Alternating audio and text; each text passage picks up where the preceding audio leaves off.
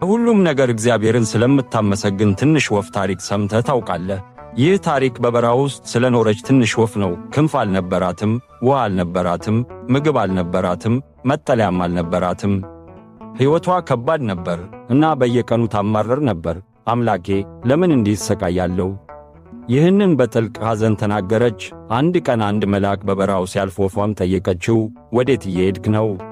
መልአኩም መለሰ፣ እግዚአብሔርን ለማየት እየሄድኩ ነው። ተስፋ የቆረጠችው ወፍም ጠየቀች፣ እባክህ ስቃይ መቼ እንደሚያበቃ እግዚአብሔርን ጠይቅልኝ።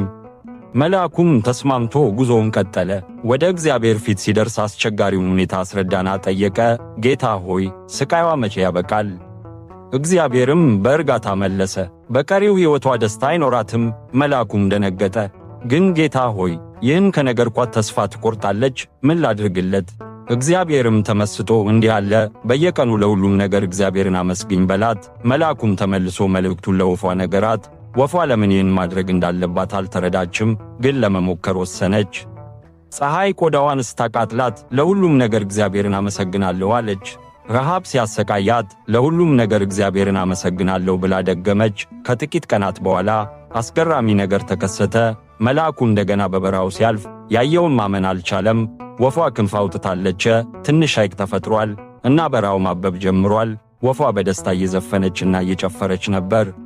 ተገርሞ መልአኩ ወደ እግዚአብሔር ተመለሰና ጠየቀ፣ ጌታ ሆይ ደስታ እንደማይኖራት ተናግረ ነበር፣ ምን ተፈጠረ? እግዚአብሔርም ተመስጦ እንዲህ አለ፣ ተለወጠች።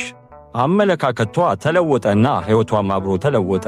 እና ቁልፉ ይህ ነው። አንዳንድ ጊዜ ማድረግ የምንችለው ብቸኛው ነገር በጣም አስቸጋሪ በሆኑ ጊዜያትም ቢሆን አመስጋኝ መሆንን መማር ነው። ይህን ስናደርግ ተአምራት መከሰት ይጀምራሉ።